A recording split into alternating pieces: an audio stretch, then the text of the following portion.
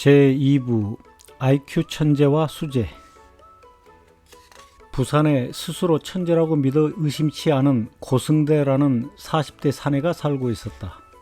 그의 믿음은 제주도의 어느 초등학교에 다니던 시절, 승대는 제주도에서 태어났고 어린 시절을 그곳에서 자랐다. 전교생을 대상으로 치른 적이 있었던 IQ 테스트에서 156이라는 경이로운 점수를 받았던 것에 기인했다. 그때 그는 선생님들의 비상한 관심을 받았고 많은 학생들로부터 질투 가득한 눈길을 받았다. 당시에 IQ 테스트가 어느 정도 신뢰성이 있었는지 모르겠고 IQ가 사람의 인성이나 창의성과 어느 정도 연관이 있는지 모르겠지만 아인슈타인의 IQ가 160이었다고 알려져 왔으니 자랑스러움과 기쁨, 흥분으로 들뜬 그의 부모는 천재가 났다는 부추김에 우쭐해져서 이웃 사람들을 불러 모아 잔치를 벌였다. 그날의 감격과 짜릿한 쾌감을 세월이 흐른다 하여 어찌 잊을 수 있으랴. 젊음이 해마다 시들어간다 할지라도 그의 IQ는 죽는 날까지 결코 시들지 않을 것이라고 승대는 믿었다. 천재라는 그 말이 강력하고 황홀한 마약처럼 그의 뇌 속에 주입되었고 차차 굳어져서 나중에는 결코 깨뜨려지지 않는 차돌이 되어 남았다. 경험이 양육되어 본성이 되어버린 이해라 하겠다. 과학자들은 이러한 예를 두고 평생의 행동이 어린 시절의 결정적인 경험에 의해 고착된다고 말한다. 그래서 어려서부터 그는 장차 높은 자리에 올라 친구들을 발 아래에 두고 내려다보며 종처럼 부려먹을 것이라는 자부심과 우월감에 젖어 살았다. 머리의 크기는 보통이고 어깨는 좁으며 팔이 길고 중지가 유난히도 긴 그는 텔레비전이나 책을 통해 소개된 성공한 모든 사람들이 자기와 같은 천재들이라고 믿었다. 천재들이란 성공 유전자를 타고났다고 믿었다. 출세와 야심만 쫓고 사는 사람들의 이야기에 솔깃했고 점차 명예욕과 세속적인 욕심이 많아졌다. 중학교 때부터 수원에서 학교를 다니기 시작했고 그때쯤에는 그가 스스로 말해주기 전에는 아무도 그의 IQ가 156인 줄 알지 못했으며 그를 천재라고 인정해주는 사람도 없었다. 그러나 스스로 천재라고 믿어 의심치 않은 그는 IQ 낮은 멍청한 애들과는 잘 어울리지 않으려 했다. 그러니 그의 주위에 친구가 있을 리 만무했다. 아무튼 승대는 어찌어찌하여 부산의 A대학에 특수하지 않은 성적으로 입학하여 특수하지 않은 성적으로 졸업했다. 겉멋에 유난히도 관심이 많았던 그는 제복이 좋아서 학사장교에 지원했고 장교로 군에 입대했다. 평범한 군 생활도 마치고 세월이 좀 더 흐르면서 이제 가족과 친척들은 그의 IQ가 얼마인지 기억조차 하지 않으려 했고 아무도 그를 천재라고 인정하지 않았다. 다시 말하면 그의 두뇌는 평범했다. 툭 까놓고 있는 그대로 말하자면 머리가 쏙 좋은 편은 아니었다. 하지만 그는 자신의 IQ 156을 한시도 잊어먹은 적이 없었다. 승대는 천재답지 않은 군 장교 생활을 마친 후 장교 출신을 우대하는 어느 중견기업에 취직했다. 그리고 몇 년 후 회사를 옮겼다. 또 몇 년 후 회사를 옮겼다. 자주 회사를 옮겨 다닌 이유를 그는 사석에서 이렇게 설명하곤 했다. 나 위에 있는 과장이 내가 자기보다 아는 게 많고 똑똑하니까 질투하는 게 아니겠어요? 나를 어찌나 힘들게 하는지 견딜 수가 있어야 말이지요. 하지만 그가 다녔던 회사의 직원들은 그가 부하 직원들이 실수를 하면 머리가 나빠서 그렇다며 심한 모욕을 주는 반면 상사들 앞에서는 눈치를 심하게 보는 이중적인 성격이었다고 말했다. 승대는 스스로의 천재성을 학창시절에는 입증한 적이 한 번도 없었지만 그는 IQ 테스트 이외의 모든 테스트를 신뢰하지 않았다. 사회생활을 하면서 입증한 바 있는 명백한 증거 두 가지를 가지고 있었다. 하나는 김영삼 정권 시절 군 복무 중에 일어난 일이었다. 제주도에서 상황실 장교로 야간 당직 중인 어느 날에 해양경찰이 이상한 어선을 납포했고 그 배 안에서 수백만 원 상당의 거액을 소지한 수상한 사람을 잡아서 조사 중이라는 말을 들었다. 그는 수상한 사람이 간첩이며 그 돈은 분명히 야당 정치인에게 전달될 공작금이라고 직감했다. 며칠 후 그는 그 사건에 대한 소문을 들었다. 그때의 수상한 사람은 스스로 이북에서 내려온 간첩이며 유력한 차기 대통령 후보 김대중에게 공작금을 전달하려는 목적으로 난파된 것이라고 자백했다는 것이다. 이 얼마나 천재성이 빛나는 직감이란 말인가. 천재는 직감으로 즉시 아는데 범부들은 며칠이 걸려 자박을 받아내고서야 알게 된다는 차이를 그는 실감했다. 언젠가 IQ가 120 정도밖에 안 되는 직장 동료 박씨가 감히 IQ 156에게 도전했다. 그래서 어떻게 되었나? 김대중 씨가 간첩과 연루되었다는 얘기를 들은 적 없고 그 후 그는 대통령에 당선되었잖아. 그는 범부 박씨의 미련함에 치를 떨면서 오만하고 빈정거리는 듯한 말투로 대답했다. 김영삼 정부가 멍청해서 간첩과의 연루를 입증하지 못했거나 김대중이가 영리해서 빠져나갈 구멍을 잘 만들었겠지. 박씨가 오히려 비웃으며 되물었다. 그 수상한 사람이 진짜 간첩이었는지 모르겠지만 진짜 간첩이었다 해도 간첩의 자백을 곧이곧대로 믿는다는 건 좀 그렇지 않나? 이러니 그는 IQ 낮은 인간들하고 말을 섞고 싶지가 않다. 간첩의 자백을 믿지 않고 간첩의 지원으로 당선된 김씨를 두둔하고 있는 박씨 저놈도 혹시 간첩 아닐까? 신고해버릴까? 그는 말이 통하지 않아 고통스럽다는 듯이 고개를 좌우로 흔들어대며 목에 핏대를 올렸다. 그 사람은 간첩이 틀림없어. 이미 잡혀서 실토한 간첩의 말을 안 믿으면 도대체 누구 말을 믿나? 그러니 김대중이도 북한과 내통한 고정 간첩이 분명해. 박씨는 흐리멍덩하고 어처구니 없는 그의 논리를 상대하는 게 피곤해지기 시작했다.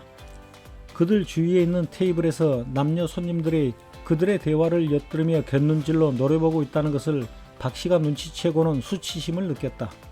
승대의 말을 그냥 무시해버리고 싶었지만 그런 멍청한 말에 아무런 대꾸를 하지 않으면 남들이 자신을 그와 똑같은 수준의 인간이라고 평가해버릴까봐 걱정이 되어 마지막으로 한마디 더 했다. 그렇다면 고승대, 북한에서 남한과 미국 사이를 이간질할 목적으로 간첩을 보냈고 그 간첩이 일부러 붙잡혔다고 하자. 그리고 그가 남한에 있는 미군 기지의 핵무기로 청와대와 서울을 초토화하기로 북한과 미국이 합의했다고 자백하면 그 간첩의 말만 믿고 우리 군은 미군 기지 안에 있는 핵무기를 탈취하거나 미군 기지를 선제 공격해야 하나? 승대는 정부에서 종북 세력이라고 발표하는 모든 단체와 인물들을 빨갱이라고 믿고 있었다. 그리고 자신의 말을 믿지 않는 박씨를 포함한 모든 인간들을 종북이라고 단정했다. 정말 박씨도 간첩일까? 진짜 신고해버려? 에이, 저 사람이 끌려 들어가면 병신이 되어서 나올 것인데 그러면 박씨의 처자식만 불쌍하니? 그는 박씨를 그냥 봐주기로 했다. 그래서 승대가 신고하지 않아 고문의 처절한 고통에서 벗어나고 그들의 처자식이 불쌍한 지경에 처하지 않은 많은 가련한 인간들이 그의 주변에 널려있게 되었다. 스스로의 관대함에 도취한 그는 너무나 인간적인 천재라고 자평했다. 또 하나는 직장에서 일할 때 하자가 없을 것 같은 물건인데 통관이 늦다며 과장에게 심한 잔소리를 듣고 난 후 그는 담당 세관원이 분명히 통관을 미끼로 뇌물을 요구하고 있는 것이라고 직감했다. 즉시 청와대 민원실에 인터넷으로 접속하여 진정서를 접수시켰다. 한두 달이 지난 후 담당 세관원이 바뀌었다는 얘기를 들었다. 보직 이동을 한 것인지 해고를 당한 것인지 굳이 확인해 볼 필요는 없었다.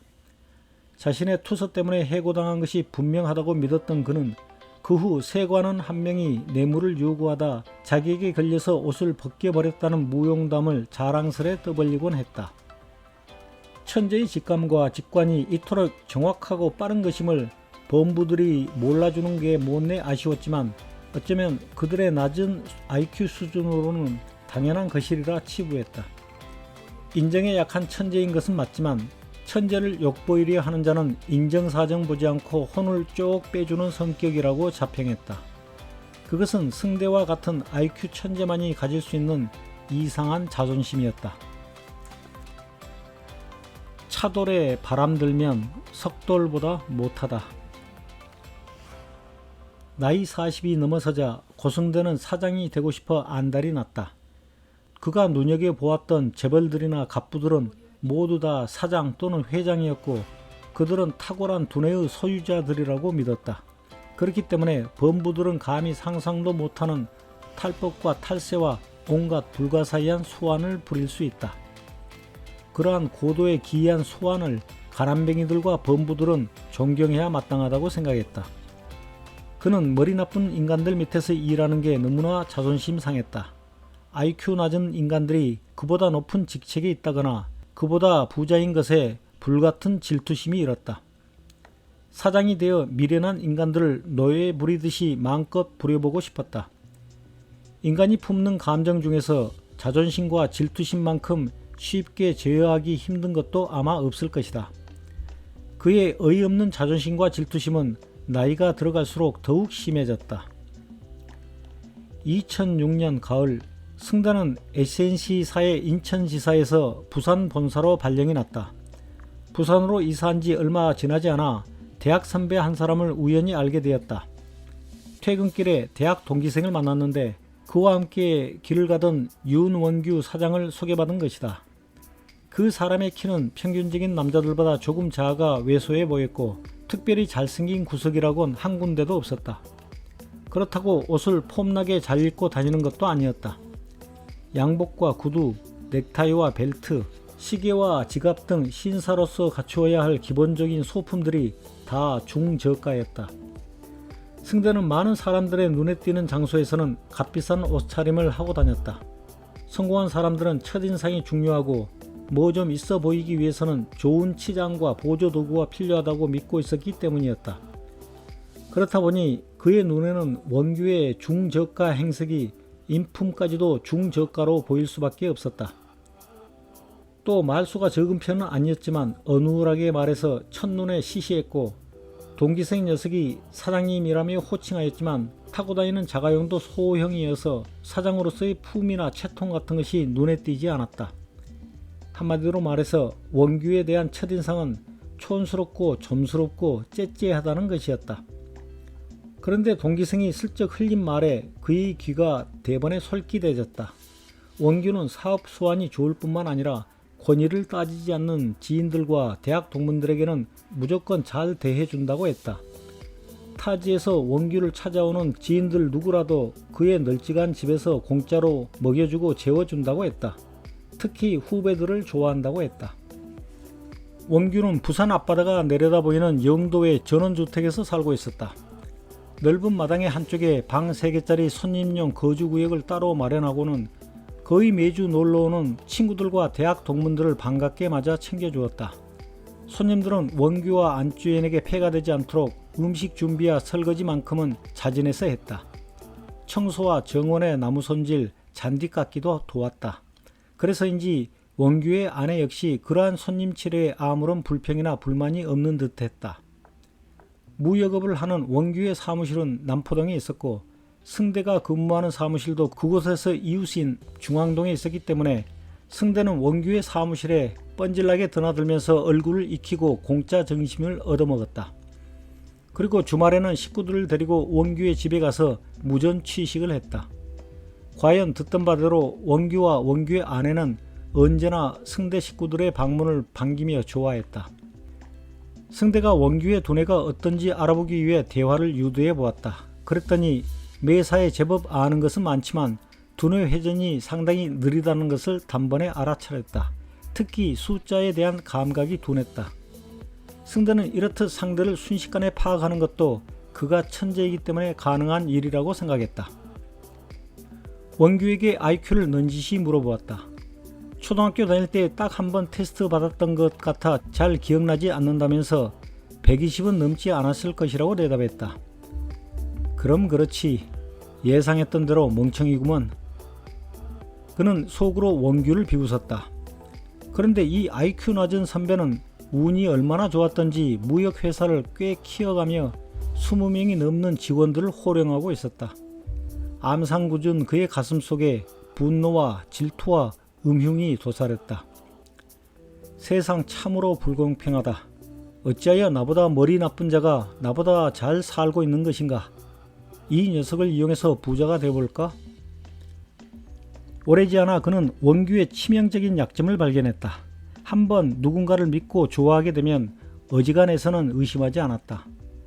마음속에 이미 굳힌 생각이나 가치관은 타협을 하지 않으려고 하는 아집이 있었고, 떠도는 소문보다는 자신의 판단을 지나치게 우선시하는 교만함이 있었다.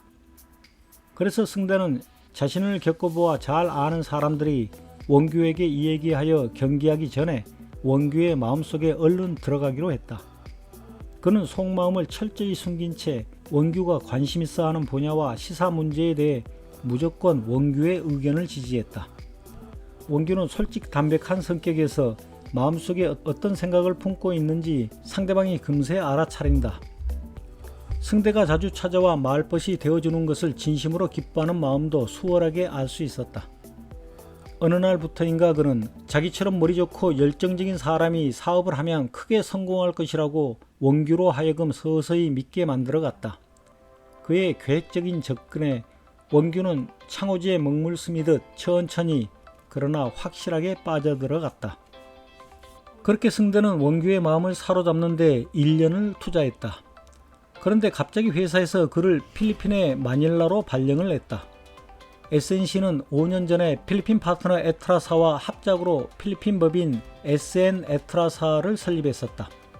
그 합작 법인에서 필리핀의 건설 프로젝트를 개발하기 위해 한국인 관리자를 파견하기로 했는데 그 자리에 승대가 선발된 것이다.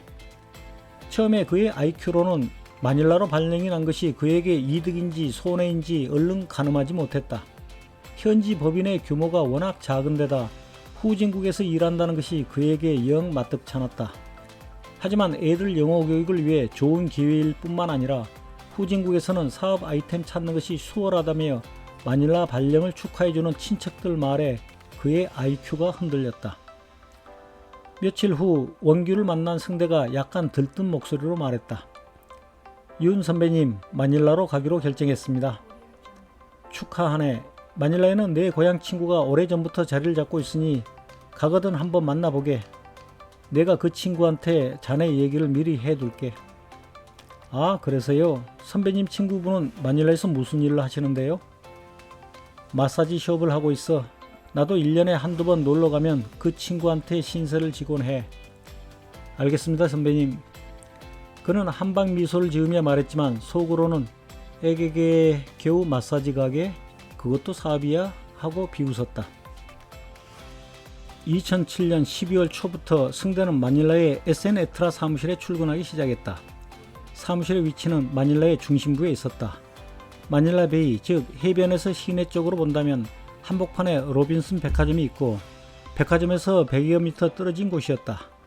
20층의 서향에 위치한 사무실에서 마닐라만의 저녁 노을을 매일 감상할 수 있었다. 그런데 한 달 정도 살아보니 마음에 들지 않은 구석이 한두 가지가 아니었다. 우선 현지 파트너 사장인 다닐로의 태도가 가장 불만이었다. 다닐로는 외국에 취업하는 필리핀 근로자를 소개하고 관리하는 업으로 큰 돈을 벌었는데 월급쟁이에서 자기를 무시하는 것이 아닌가 하고 승대는 의심했다. 필리핀 직원들도 가관이었다. 시키는 일 아니면 절대로 하지 않았고 그 말은 시키는 일은 군말 없이 한다는 뜻이다. 두 가지 이상의 일을 동시에 시키면 허둥대며 일의 순서를 까먹곤 하는 정말이지 멍청한 족속들이었다. 왜 이따위 머리 나쁜 사람들을 해고하지 않는 것인지 그가 다닐로에게 몇 번 따져 물었지만 다닐로는 피식 웃기만 하고 대꾸도 안 해줘서 그는 자신을 무시하는 것이 분명하다고 생각했고 그때부터 다닐로에게 악감정을 품기 시작했다.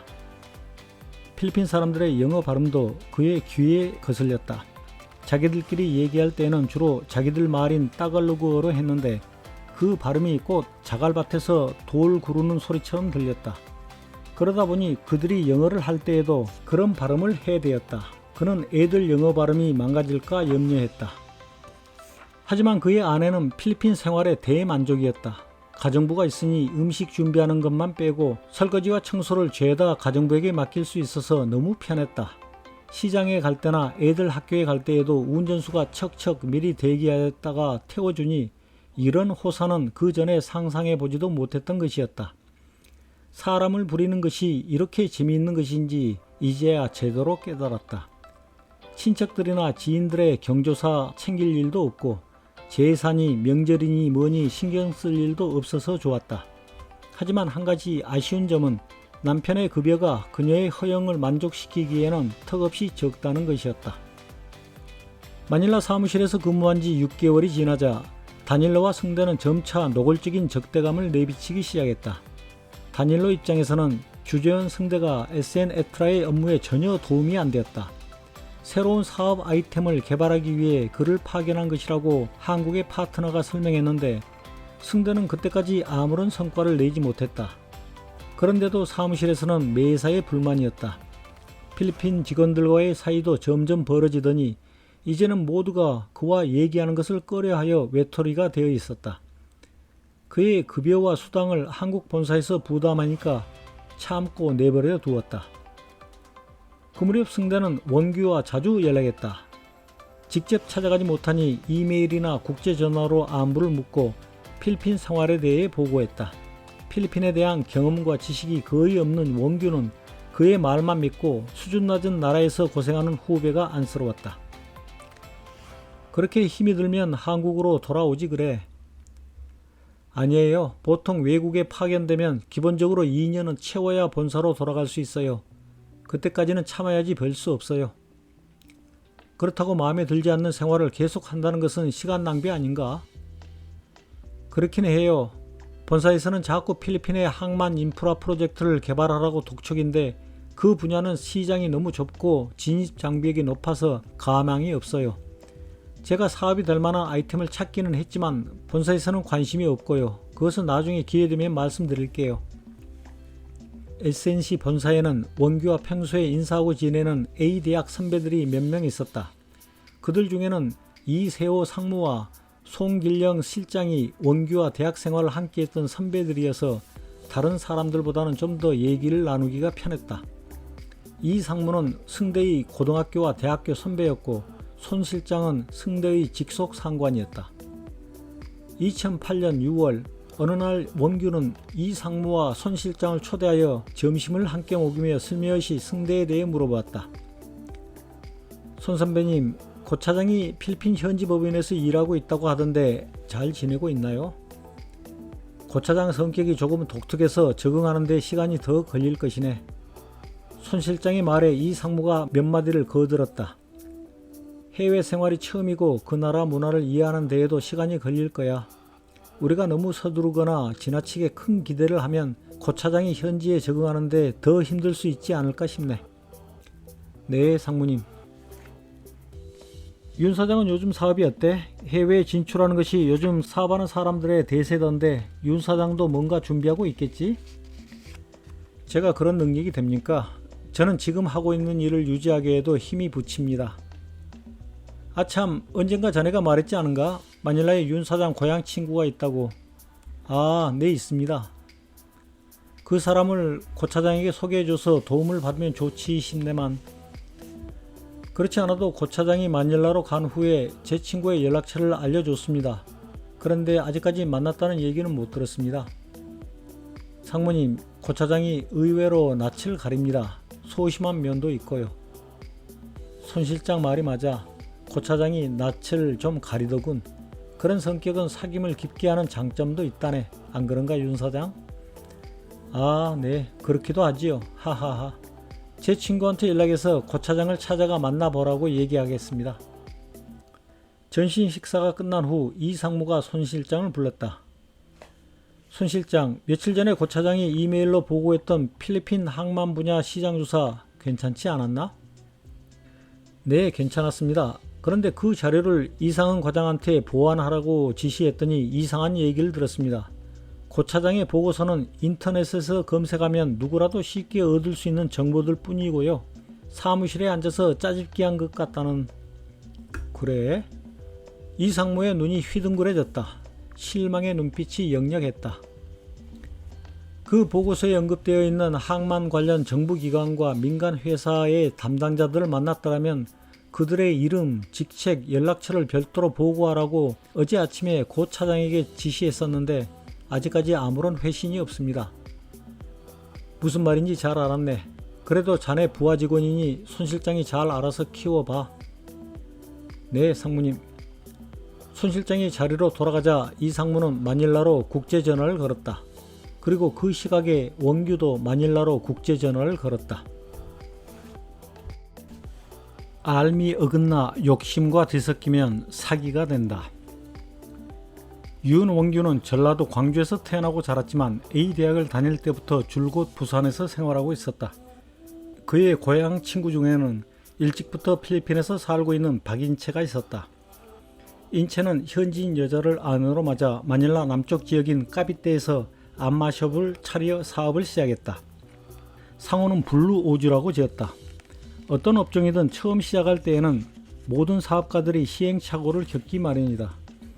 인채도 가게를 오픈한 지 반년쯤 되자 몇 가지 문제점들을 발견했다.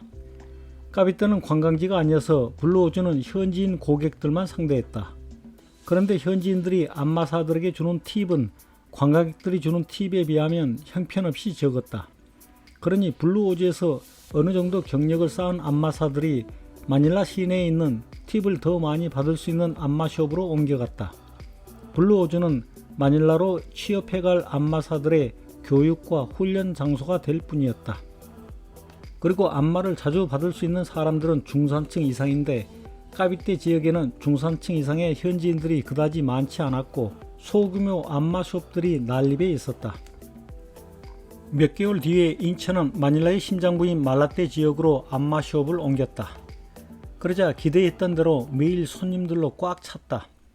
여행사 가이드들을 여러 명 사귀었더니 한국 관광객들이 단체로 몰려오기도 했다. 3년 동안 인천은 제법 목돈을 모았다. 하지만 그 무렵 사기꾼 김달후를 만나는 바람에 그 후 2년 동안 큰 곤욕을 치렀다. 그러다 2000년부터 사업이 번창하면서 가게를 늘렸다. 수입도 꾸준히 늘어 2007년에는 말라떼 블루오즈가 임대했던 3층짜리 건물을 매입하여 3계층 전체를 안마숍으로 운영했다. 2008년 6월 태풍 프랭크의 영향으로 마닐라 일대에는 폭우가 쏟아지고 있는데 인채가 원규의 전화를 받았다. 곧 여름 휴가철인데 마닐라 날씨는 요즘 어때? 여기는 지금 우기철에다가 태풍이 지나가는 중이라 비가 많이 내린다. 그래도 태풍이 예년처럼 자주 발생하지는 않아. 언제 여기 놀러올 계획이 있어? 응, 다음 달에 한번 가려고. 참 지난번에 내가 얘기했던 내 대학 후배 기억나? 고승대 차장? 나한테 아직 연락 안 왔어. 그 후배가 사귐성이 부족해서 그래. 내가 먼저 한번 연락해서 만나봐라. 사무실 주소하고 연락처는 내가 이메일로 보내줄게.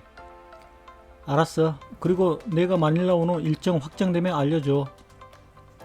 2008년 7월 11일 금강산에서 관광 중이던 한국인 아주머니를 북한군이 사살했다는 뉴스가 대대적으로 보도되는 가운데 원규는 이상무 손 실장과 함께 마닐라로 갔다. 원규가 두 사람의 마닐라 출장 일정에 맞추어 여름 휴가 계획을 잡은 것이다. 애들이 아직 학기 중이어서 원규의 아내는 이번에 동행할 수 없었다. 세 사람이 자정이 다 되어 마닐라 국제공항에 도착했더니 인채와 승대가 같이 마중 나와 있었다. 두 사람은 그새 친해졌는지 호형호재하고 있었다. 공항 주차장에서 원규는 인채와 함께 인채의 까비떼 별장으로 이동했고 이상무와 손 실장은 승대와 함께 시내에 있는 펜패시픽 호텔로 갔다. 인채의 별장은 까비떼 지역의 오차드 골프장 안에 있었다. 마닐라에서 30km 정도 떨어져 있어서 대기 오염이 심각한 시내보다는 공기가 훨씬 깨끗했고 해발 80m의 높이라서 그런지 시내보다 시원했다. 18홀 정규 코스가 2개나 있고 클럽하우스 바로 옆에 스포츠 센터가 붙어 있어서 매일 골프뿐만 아니라 수영, 볼링, 테니스, 농구, 배드민턴, 탁구 등 운동하며 휴가를 보내기에는 더없이 편리하고 좋았다. 다만 심각한 교통체증 때문에 시내까지 나가서 유흥을 즐기기에는 아주 불편했다. 인채의 별장은 1층에는 식당과 거실 그리고 주방 옆에 가정부 방이 하나 있었고 정원 쪽에 운전수 방이 하나 딸려 있었다. 2층에는 똑같은 구조와 크기의 방 5개가 있는데 각 방마다 화장실이 있어서 손님들과 함께 지내기에 편하고 아늑했다. 인체의 가족은 마닐라 콘도에서 생활하지만 매주 주말과 공휴일에는 까비떼 별장에 와서 지냈다. 여기 올 때마다 느끼는 것이지만 인체 너는 지상 낙원에서 사는구나. 내가 가끔 와서 그렇게 느끼는 것이지 실제로 여기서 살다 보면 나름대로 애로사항도 많아. 설마 애로사항이라는 게 뭐 있을까? 이렇게 편하고 안락해 보이는데. 우선 안전 문제. 여기가 마닐라에서 멀리 떨어져 있고 빌리지 규모는 큰데 이곳을 지키는 경비원들 숫자가 너무 적어.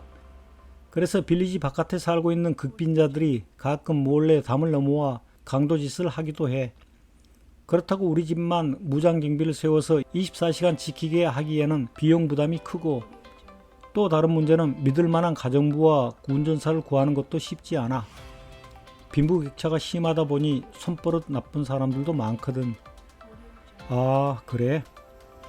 일전에 내가 부산 출장 갔을 때 너희 집에서 하룻밤 잤었잖아. 난 영도에 있는 그 집이 훨씬 더 낙원 같던데. 우리는 가정부가 없어서 가족 모두가 직접 청소하고 관리하느라 힘이 드는데 무슨 낙원이야 이 사람아. 하하하. 아니야, 가정부 두고 사는 집보다 친구들 자주 찾아오는 집이 더 낙원이야. 마닐라에서는 친구를 쉽게 사귈 수 없고 한국에서 나를 찾아오는 친구들은 너하고 몇 명밖에 더 되냐? 친구들하고 지내는 시간은 한 달 평균 닷새도 안 되는 것 같아. 그러니 친구들 가까이에 살면서 수시로 만날 수 있는 원규 내가 진짜 부러워. 원규는 그제야 이해가 되는 듯 고개를 끄덕이며 인체의 얼굴을 훔쳐보았다. 그의 얼굴에 외로움이 서려있는 듯했고 원규를 반기는 그의 과하다 싶었던 태도가 오버하는 것이 아니라 진심이라는 것을 느낄 수 있었다. 고 차장하고는 그새 친해졌어? 너의 대학 후배라고 해서 자주 연락하고 지내. 그런데 직장 생활은 오래 할 것 같지 않아 보이더라. 돈에 대한 욕심이 많아 보이고. 나도 진작부터 그렇게 느끼고 있었어. 하지만 젊은이들은 좀 더 큰 일을 해보겠다는 꿈과 의지가 있는 것이 좋은 것 아닌가? 너는 젊은 사람들 항상 다 좋게 보니까 그렇지. 왜? 너는 고 차장이 부정적으로 보여? 부정적으로 보인다기보다는 고 차장의 속마음을 잘 모르겠다는 얘기야. 여러 분야에 박학다식한 것 같은데 그다지 깊이는 없어 보이기도 하고 같이 일하는 필리핀 사람들에 대한 험담이 조금은 지나치다 싶기도 하고. 인체는 10여 년 전에 김다루라는 한국 청년에게 사기와 무고를 당하여 큰 곤욕을 치룬 적이 있었다. 어쩐지 고승대의 성격이 김다루와 닮은 것 같기도 하고 아닌 것 같기도 하였지만 차마 근거도 없고 정리되지 않은 느낌마저 얘기하는 것은 험담일 수 있겠다 싶어서 그만두었다. 이튿날은 토요일이어서 원규를 포함한 5명이 오전 10시경에 오차드 골프장에 다시 만났다. 그리고 우연히 라커룸에서 이문식 사장과 조우했다. 이문식은 시험을 치르고 들어가야 했던 광주의 명문고를 나와 A대학을 졸업했고 원규와 인체는 고교 평준화 이후에 진학했던 평범한 고등학교 출신이다. 이문식은 혼자 운동하러 나왔노라고 했다. 노년에 접어드는 나이로 인자한 인상을 풍겼고 말과 행동이 차분했다. 이문식도 그들 일행과 합류하기로 하여 6사람이 되자 3사람씩 2팀으로 나누었다. 이문식 사장, 이세호 상무, 고승대 차장이 첫 번째 팀이 되어 먼저 나갔고 그 뒤를 박인채 사장, 윤원규 사장, 송길령 실장이 따랐다. 태풍 갈매기가 필리핀 동쪽 먼 해상에서 루손섬 북부 쪽으로 접근하고 있었지만 태풍 중심과의 거리가 아직은 멀어서인지 운동을 끝마칠 때까지 먹구름만 잔뜩 끼었을 뿐 비는 한 방울도 내리지 않았다. 운동을 마친 후 모두들 시내로 나갔다. 이 상무와 손 실장은 다닐레오 초대를 받아 중국 식당으로 갔고 한국 음식을 먹고 싶었던 원규는 인체, 승대와 함께 이문식의 아내가 운영한다는 한국 식당으로 갔다. 식당의 이름은 촌스럽게도 광주 식당이었다. 다닐로가 초대하지 않아 외톨이가 될 뻔했던 승대를 원규가 챙겼다. 식사를 하면서 다닐로는 승대를 다른 한국인 직원과 교체해달라고 정중히 요구했다. 불만족스러웠던 승대의 언행에 대해서 주절주절 늘어놓았다. 하지만 이 상무는 승대가 주재원으로 나와 있는 기간은 무난하게 치울 수 있도록 해달라고 도리어 다닐로에게 부탁했다. 손 실장은 다닐로와 같은 생각이었지만 이 상무의 입장을 고려하느라 조용히 있었다. 사람 좋기로 소문나 있는 이 상무의 승대에 대한 믿음과 호의가 두텁다는 것을 잘 알고 있었기 때문이다. 광주 식당에서는 4명이 삼겹살 안주에 소주를 마시며 뒤풀이를 했다. 마닐라에 들어와 사업을 시작한 지 3년째라는 이문식은 한국에 중고 자동차를 수입하여 팔고 있었다. OCS 필리핀이라는 상호의 정비소도 소유하고 있었다. 하지만 그는 필요한 말만 간단히 했을 뿐 그다지 말수가 많지 않았다. 조용한 사람은 보통 사색적인 기질을 가지고 있지만 인체의 눈에 비치는 이문식의 사색은 지성적인 것과는 어쩐지 어울리지가 않았다. 승대는 회사에서 관심을 기울여지지 않는다고 불평을 하면서 모래 수출과 사철 사업에 대해 장황하게 설명했다. 그러자 이문식이 귀를 바짝 세우며 눈이 갑자기 맑아졌다. 무언가 서로 끌리는 것이 있는 모양이었다. 하지만 인체는 시종시큰둥했다. 원규는 지난밤 늦게 도착한 데다 골프로 피곤해서 식욕을 잃었는지 아니면 음식 맛이 없어서인지 먹는 둥 마는 둥 하더니 승대의 얘기가 길어지자 의자에 앉은 채 꾸벅꾸벅 졸았다. 광주 식당에서는 저녁 시간 내내 그들 외에는 손님이 없어서 썰렁했다. 하지만 그들은 밤늦게까지 화기애애한 얘기꽃을 피웠다. 태풍 갈매기의 날개짓이 마닐라에까지 바람을 몰고 오더니 자정 무렵부터는 비가 내리기 시작했다. 2008년 9월부터 미국의 리먼 브라더스 사태의 영향으로 한국의 주식시장이 붕괴되기 시작했고 $1 환율이 1,500원까지 급등했다. SN그룹도 그 여파로 휘청했고 SNC에서는 연일 대책회의로 분주했다. 중국의 대규모 공단을 건설하고 있었기 때문이었다. 만일 중국 경기가 하락하여 공단 부지의 분양에 문제가 생길 경우 SNC뿐만 아니라 SN그룹의 뿌리가 흔들릴 수 있을 정도로 거액을 쏟아붓고 있던 참이었다. 2008년 11월 SN그룹의 강 회장은 해외 지사와 해외 법인의 경비를 축소할 수 있는 방안과 적자를 내고 있는 사무실은 폐쇄할 것을 각 계열사에 지시했다. 이에 따라 SNC에서는 승대를 불러들이고 대신 과장급을 내보내기로 결정했다. 승대는 그해 12월 말까지 부산으로 돌아가야 했다. 회사의 결정을 통보받은 승대는 이문식을 만나 뭔가를 오랜 시간 숙의했다. 그런 다음 주말을 이용하여 부산으로 들어와 원규를 만났다.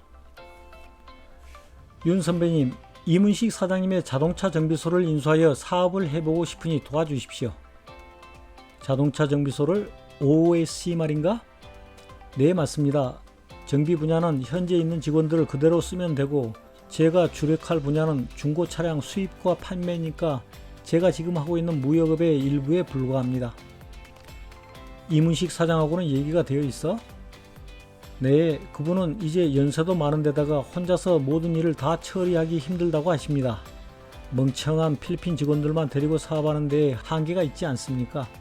정비소의 지분 70%를 양도하고 경영에서는 손을 떼겠다고 했습니다. 내가 어떻게 도와주길 원하나? 선배님도 이 사장의 지분을 일부 인수하셔서 동업에 참여해 주셨으면 합니다. 그리고 필리핀에서 사업을 하려면 더미주주가 반드시 필요하니 선배님의 친구분인 박 사장님도 함께 동업에 참여하도록 설득해 주십시오. 그래야 선배님의 투자 지분을 박 사장님의 사모님 명의로 안심하고 맡길 수 있을 테니까요. 나야 자네를 믿으니까 자네가 원한다면 당연히 동업에 참여하겠지만 박 사장의 경우는 다르니까 그 사람에게 물어본 후에 알려주겠네. 감사합니다 선배님. 선배님이 저를 이토록 믿어주시니 너무나 감사할 따름입니다. 이 은혜 꼭 갚겠습니다. 승대는 원규를 만나고 나서 이상무를 찾아갔다. 그가 이상무의 격려를 받고 있는 시각에 원규는 인체와 통화를 하고 있었다. 뭐라고? OSC의 지분을 인수해서 같이 사업을 하자고? 그리고 고 차장에게 경영을 맡기고 싶다고? 고 차장이 워낙 사업을 해보고 싶어 해서 도와주고 싶거든. 난 별로 내키지 않아. 예전에 정비소에 투자했다가 한국 사기꾼한테 걸려서 2년간 엄청난 고생을 했잖아. 내 후배 고차장 성격을 잘 모르고 있기도 하고. 내가 사기꾼한테 당했다는 얘기는 예전에도 들었지 않나? 이번에는 달라. 우리 A대학 동문들끼리는 절대로 사기를 칠 수 없어. 동문들 사이에 알려져 남은 인생 종칠 것을 각오하지 않는다면 고차장이 내가 참여하는 동업에 사기를 칠 수 없으니 그 점은 걱정 마. 그리고 고차장 말로는 필리핀에서 사업하려면 반드시 현지 명의가 필요하다고 하니 내가 투자하는 부분을 내 와이프 명의로 해주었으면 해서 이왕이면 너도 참여해라. 원규의 전화를 받은 후 인채는 아내와 상의했다. 마리셀은 별로 탐탁스럽지 않은 듯 뜨악한 낯빛으로 남편을 흘겨보았다. 10여 년 전에 한국 사람과 동업하다 곤욕을 치렀는데 또 한국 사람들하고 동업을 해요? 지난번에는 내가 전혀 모르는 사람한테 당했지만 이번에는 내 고향 친구 미스터 윤과 그 친구의 대학 동문들이 함께 동업에 참여한다고 하니 염려할 필요는 없겠소. 한국 사람들을 다시 한번 믿어주시오. 인채는 아내의 어깨를 꼭 껴안아 주었다. 하지만 그들은 그 후 2년이 지난 뒤에야 그들의 대화가 매우 중요했다는 것을 깨닫게 된다. 잠시 후 승대는 박인채 사장이 동업에 동의했으니 마닐라에 돌아가거든 박 사장과 최종 협의를 해보라는 원규의 전화를 받았다. 모든 것이 자신의 뜻대로 척척 진행되어 승대의 가슴은 한껏 부풀어 올랐다. 마닐라로 돌아온 승대는 이문식 사장, 박인채 사장과 거의 매일 만나 동업회의를 했다. 원규의 투자는 인채에게 이름해 놓았고 세 사람이 결정한 대로 따르기로 했다. 12월 초까지 그들의 지분 구조를 집중적으로 협의했다. 처음에 인채는 원규와 함께 두 사람의 지분이 50% 이상이 되어야 한다고 주장했다. 하지만 원규는 승대가 더 많은 지분을 갖도록 양보하자고 설득했다. 나이든 사람은 젊은이에게 더 많은 기회를 양보하고 날개를 달아주어야 한다는 것이 원규의 지론이었다. 인채는 아무래도 돌팔이 의사한테 수술을 맡기는 불안한 기분이 들었지만 친구의 믿음을 존중하기로 했다. 그래서 네 사람의 동업자들이 합의한 지분 구조는 이문식 30%, 고승대 30%, 박인채 20%, 윤원규 20%가 되었다. 그 다음에 OSC의 주식 양도 가격을 어떻게 정할 것인지를 협의했다. 인채는 회사의 실사가 우선되어야 한다고 주장했다. 그래서 인채와 원규의 위임을 받은 승대가 회사의 회계를 실사하기로 했다. 그 다음에 각자의 지분을 누구의 명의로 할 것인지 협의했다. 왜냐하면 필리핀의 법에 따르면 40% 이하만 외국인 지분을 허용하고 60% 이상의 지분은 필리핀인의 명의가 되어야 했다. 그리고 주식회사의 주주는 최소한 5명 이상이어야 했다. 이것 역시 최종적으로 다음과 같이 합의가 되었다. 이문식의 지분은 그의 오랜 여직원 헬렌과 그녀의 대부인 파블로의 명의로, 고승대는 그의 지분 중 25%는 자신의 명의로, 나머지 5%는 헬렌의 명의로, 원규와 인채의 지분은 마리셀과 마리셀의 오빠 마리오의 명의로 하기로 했다. 이렇게 하여 더미가 포함된 등기 서류상 지분 구조는 고승대 25%, 마리셀 38%, 마리오 2%, 파블로 10%, 헬렌 25%가 되었다. 12월 15일 세 사람 이문식, 박인채, 고승대는 OSC 사무실에 모여 그동안 협의해왔던 동업계약에 대한 최종 합의를 모색하기 시작했다. 투자자들의 협의기구를 통한 회사의 경영을 기대했던 인채는 우선 한국인 경영자의 급여와 비용에 대해 상한선과 하한선을 정하자고 제안했다. 경영자는 승대가 맡기로 합의가 된 상태였다. 자신의 문제에 이어서인지 승대가 의견을 제시했다. 제가 SNC의 주재원으로서 받고 있는 급여와 복지 비용이 연 1억 5천만 원 정도입니다. 그러므로 OSC에서도 그 정도 수준은 받아야 합니다. 인채가 승대의 말에 어이없다는 표정을 지으며 승대와 이문식을 번갈아 쳐다보았다. 연 1억 5천만 원 수준을 원한다고? 내가 알기로는 OSC가 아직 그 업계에서 아주 규모가 작다고 하던데, 이사장님, 현재 이사장님이 OSC에서 받아가는 연간 급여와 비용이 어느 정도이지요? 그리고 회사의 연간 총 매출이 얼마입니까? 인채의 질문에 이문식은 어색한 웃음을 지으며 말했다. 내가 회사로부터 받는 임금과 비용은 연 3천만 원 수준이고요. 회사의 올해 총 매출은 계산해 보아야 알겠지만 3억 원 정도의 순이익은 500만 원이 채 안 될 것입니다. 지금은 회사의 매출과 순이익이 너무 초라합니다. 그렇다면 현재 상황에서 고 차장이 경영을 하더라도 매출과 수익이 지금보다 몇 배로 증가하지 않는 한 고 차장 혼자 연간 1억 원 이상을 가져간다는 것은 불가능한 일이 아닙니까? 현재로서는 그렇지요. 이문식이 망설임 없이 대답했다. 승대의 제안이 터무니없다는 인체의 의견에 동의하는 셈이었다. 인체가 새로운 안을 내놓았다. 고 차장도 처음에는 이 사장님이 지금까지 받아왔던 정도의 급여와 비용을 받고 회사의 매출과 수익이 올라가면 거기에 따라 인상하면 좋을 것 같아. 하지만 두 사람의 말을 기분 나쁘다는 듯이 팔짱을 끼고 듣고 있던 승대가 삐딱한 어투로 말했다. 저는 박 사장님의 제안을 받을 수 없으니 수정된 안을 드리겠습니다. 저에게 무한 책임 경영권을 주십시오. 그러면 저는 흑자로 전환될 때까지 급여와 수당을 받지 않을 것이며 배당도 여러분들에게 우선적으로 해드리겠습니다. 흑자가 확인될까지 급여와 수당을 받지 않고 배당도 받지 않겠다고? 네, 저의 가장 중요한 목표는 OS의 경영을 완벽하게 해서 빠른 시일 내에 여러분들이 기대하는 만큼의 매출과 순이익을 달성하는 것입니다. 기껏 몇천만 원 받자고 사업을 하려는 것이 아닙니다. 그 정도 푼돈이라면 차라리 당당하게 한 푼도 받지 않고 경영하겠습니다. 그런데 배당은 왜 안 받겠다는 것인가? 배당을 안 받겠다는 것이 아니라 제가 단독으로 무한 책임 경영을 하는 동안에만 안 받겠다는 것입니다. 저에게 단독 경영을 위임해 주신다면 그 대가로 여러분들에게 순이익을 모두 드리겠다는 것입니다. 하지만 제가 목표로 하는 수준까지 회사의 매출과 순이익이 달성되면 제가 만족할 만한 수준의 급여와 수당을 정당하게 요구할 것입니다. 그리고 만일 단독 경영을 포기하면 당연히 저도 배당에 참여하는 것입니다. 인체와 승대의 대화를 듣고 있던 이문식이 끼어들었다. 비록 고 차장이 흑자라는 것을 확인할 때까지 받지 않겠다고 했지만 나는 회사가 흑자 상태인 것을 잘 알고 있고 실사가 언제 끝날지 불투명한 상태까지 경영자가 아무런 급여도 없이 일한다는 조항을 계약서에 넣는다는 것은 말도 안 되기 때문에 이 사안은 시한을 정해야 하지 않을까 생각합니다.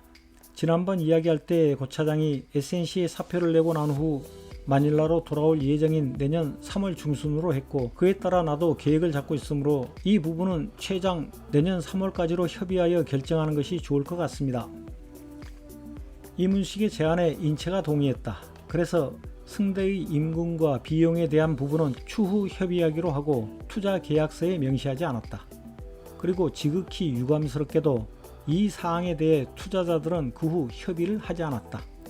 물론 승대가 계속 회사가 적자라고 보고를 했고 흑자가 아닌 상태에서는 스스로 급여와 비용을 받지 않겠다고 호언했으니 그러려니 하고 원규와 인체가 믿고 있었기 때문이기도 했다. 그러나 훗날 이것을 핑계삼아 허튼 거짓말을 일삼는 사람이 생길 줄 원규와 인체는 전혀 예상하지 못했다. 12월 17일 매연과 뒤섞인 무더운 공기가 마닐라 전체를 불쾌하게 뒤덮고 있었다. 필리핀은 11월부터 이듬해 5월 말까지 기나긴 건기철이다. 비가 거의 내리지 않는 건기철의 마닐라 공기는 매연 때문에 숨도 제대로 쉬기 힘들 정도로 탁하고 역하다. 3명의 동업자들이 OS의 회의실에 다시 모였다. 승대가 회사에 실사 보고를 하지 않아 인수 금액이 확정되지 않았기 때문이었다. 사무실이 왜 이렇게 더워요? 에어컨이 고장인가요? 인체가 이문식을 쳐다보며 이맛살을 찌푸렸다. 직원들 책상마다 선풍기가 한 대씩 돌아가고 있었다. 아, 네, 우리 기술자가 손을 보고 있는데 사용한 지 워낙 오래된 중고 제품을 샀던 것이라. 제가 경영을 인계받으면 사무실 에어컨을 다 신제품으로 바꾸겠습니다. 직원들 책상도 다 바꾸고 특히 사장실이 너무 초라해요. 이래가지고서야 거래처와 손님들에게 좋은 인상을 주지 못해요. 승대의 핀자는 이문식보다 경영을 잘할 수 있다는 자신감과 우월감이 묻어 있었다. 이문식은 속으로 픽 웃었지만 겉으로는 무한한 표정을 지으며 말했다. 회사의 여유 자금이 충분하지 않아서. 그때 여직원 헬렌이 필리핀식 팥빙수인 할로할로를 사들고 회의실로 들어왔다. 세 사람은 당장에 어찌할 수 없는 이 더운 공기를 할로할로와 뒤섞은 후 목구멍으로 밀어 넣음으로써 몸의 체온만이라도 살짝 낮추었다. 인체가 얼음 가루를 입에 넣으며 승대에게 물었다. 고 차장, 도대체 회계 실사는 언제 하려는가? 형님, 제가 하기 싫어서 실사를 안 하고 있는 것이 아니지 않습니까? 이달 말까지는 한국으로 돌아오라는 본사의 지시가 있어서 지금 살고 있는 집 정리해야지요. 애들 학교 전학시켜야지요. 업무 인수인계해야지요. 제가 지금 너무 바쁩니다만 실사는 조금씩 하고 있습니다. 그러자 이문식이 서류 2장을 꺼냈다. 고 차장이 바빠서 실사를 끝내지 못하고 있는데 여기 이 재무제표를 근거로 인수금액을 확정하면 어떨까요? 내가 격리 직원들과 함께 사실 그대로 정확하게 정리했습니다. 이문식을 쳐다보고 있던 인체가 고개를 저으며 말했다. 안됩니다. 이미 약속했던 대로 고 차장의 실사 결과가 나온 후에 인수금액을 확정짓는 것이 순리입니다. 이것은 이 사장님을 못 믿어서가 아니라 그렇게 순리대로 해야만 나중에 뒷말이 없게 됩니다. 그러자 승대는 이문식과 인체를 빤히 쳐다보며 말했다. 오늘도 저희들끼리 의견 차이가 많이 나는 듯 싶습니다. 제 입장에서는 시간에 끌려다니고 싶지 않으므로 오늘 모임 때 결론이 나든지 안 나든지 12월 말 계약서에 서명하겠습니다. 제가 돈이 없어서 또는 당장 매출을 늘릴 방법이 없어서 동업하자고 매달리는 것은 아닙니다. OSC 정도의 흑자를 내는 회사면 더 큰 돈을 들이지 않고도 충분히 저 혼자서도 성장시킬 수 있습니다. 다양한 사람들이 모여 사업을 하면 차후에 더 큰 비전을 실현할 수 있어서라고 믿기에 좋은 결과를 기대하고 있습니다.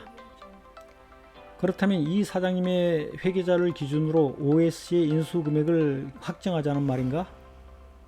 승대는 인체의 얼굴을 빤히 쳐다보며 바위 같은 표정으로 대꾸했다. 네, 그렇습니다. 2009년 1월 부산 본사에 복귀하자마자 승대는 사표를 제출했고 마닐라에서의 동업사업도 그의 계획대로 착착 진행되고 있었다. 이문식이 2008년 말 기준으로 재무제표를 동업자들에게 보내면서 프리미엄 40%를 인수대금에 얹었다. 프리미엄을 포함한 이유를 OSC가 단골 고객이 많아서라고 이문식이 설명했다. 그것은 이문식과 승대가 은밀하게 이미 합의했던 것이었다.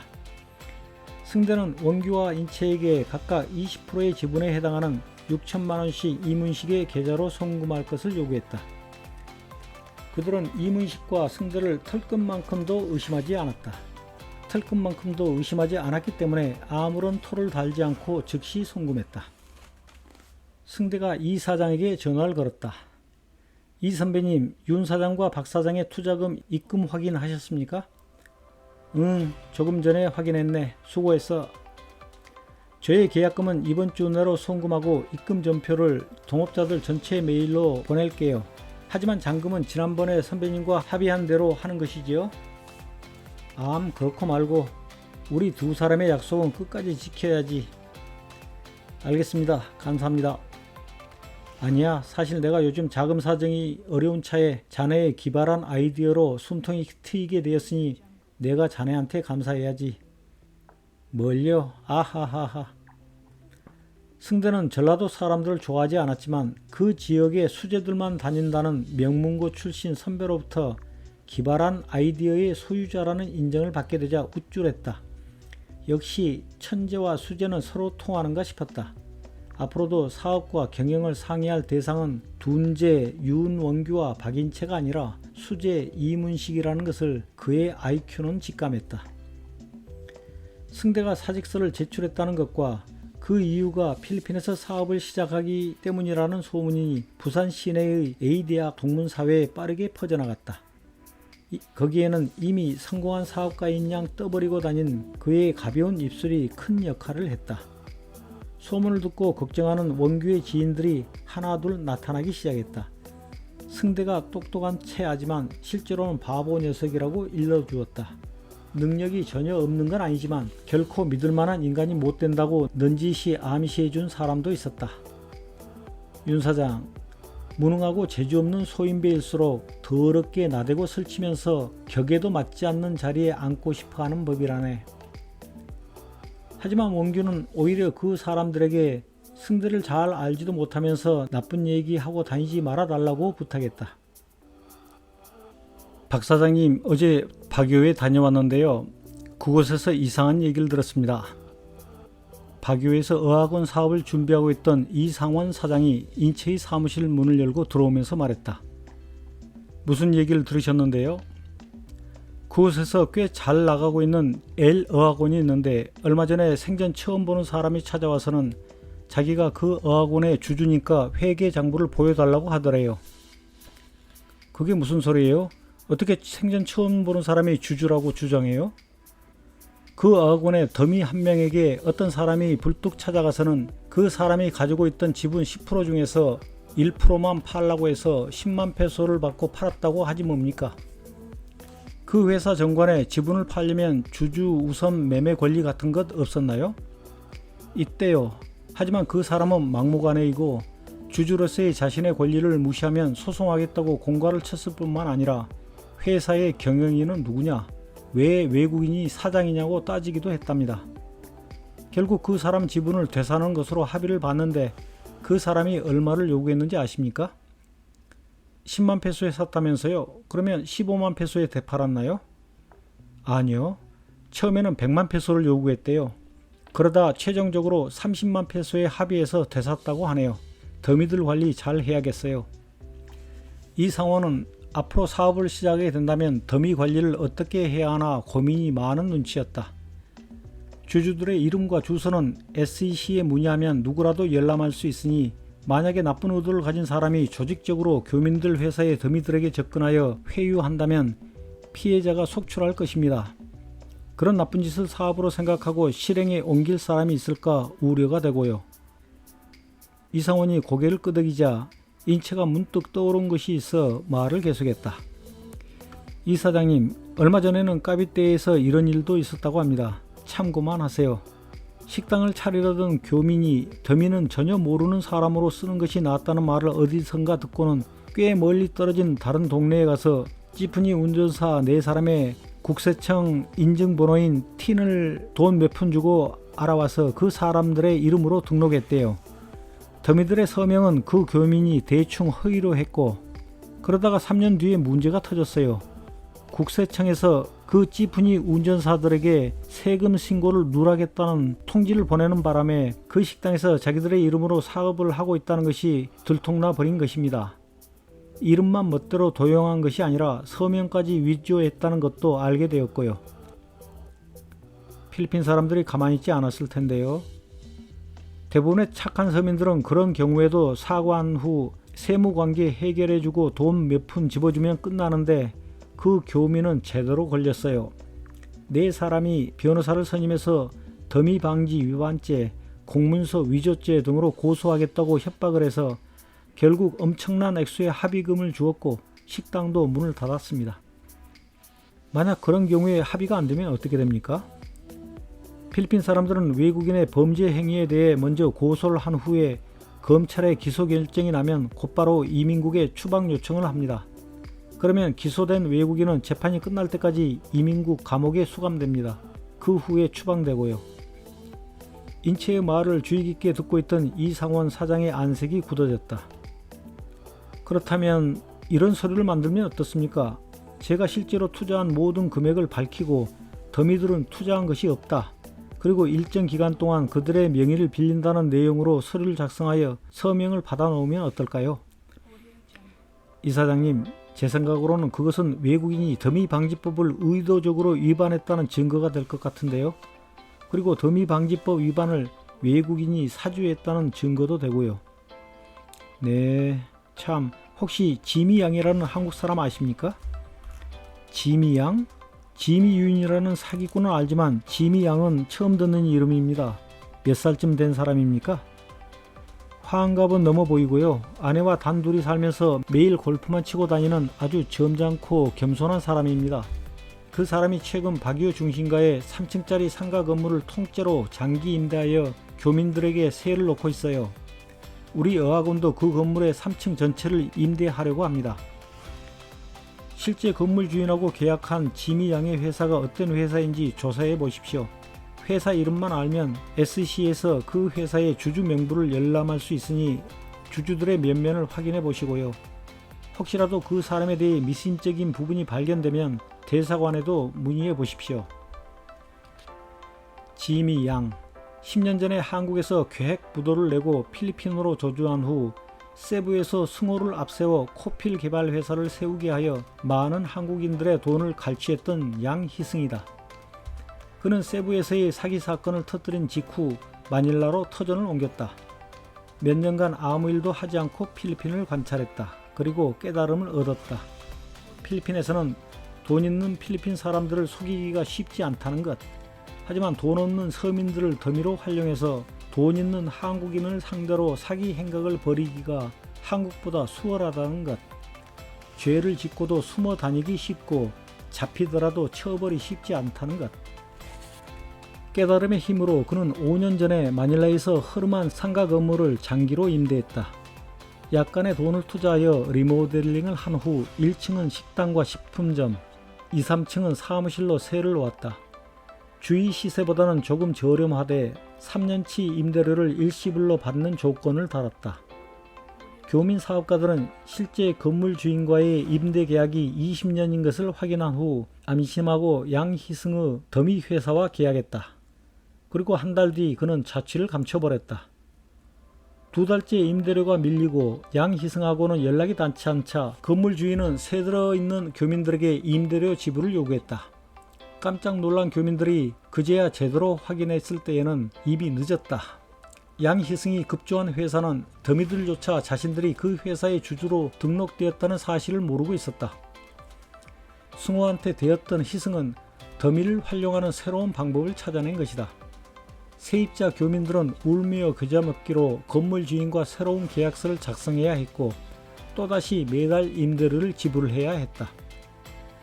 순식간에 억대의 현금을 챙긴 양희승은 이번에는 박이호로 터전을 옮겼다. 그는 혹시 그의 이름이나 사기 수법이 교민 사회에 알려졌을까 우려하여 수년 동안 외부 활동을 전혀 하지 않고 아내와 단둘이서 골프만 치며 소일했다. 이름도 지미 양이라고 소개했다. 마닐라에서 박이호로 도주하기 직전 그의 일자 눈썹은 밀어버리고 그 자리에 둥구스름한 눈썹을 문신으로 새겨 넣었다. 쌍꺼풀 수술도 했다. 평소의 머리 스타일인 왼쪽 가르마를 올백으로 바꿨다. 라식 수술을 하여 30년 가까이 쓰고 다니던 두터운 뿔테 안경도 벗어버렸다. 교민들 누구도 그를 알아보지 못했고 그의 사기 수법에 의한 피해 사례를 얘기하는 이도 없었다. 지미 양은 2년 전부터 박이호 교민들이 많이 다니는 교회에 매주 얼굴을 내밀었다. 그의 손에는 항상 성경책이 들려 있었고 골프장에서건 교회에서건 식당에서건 그의 곁에는 언제나 순박해 보이는 그의 아내가 동행했다. 새로운 사업을 시작했던 것이다.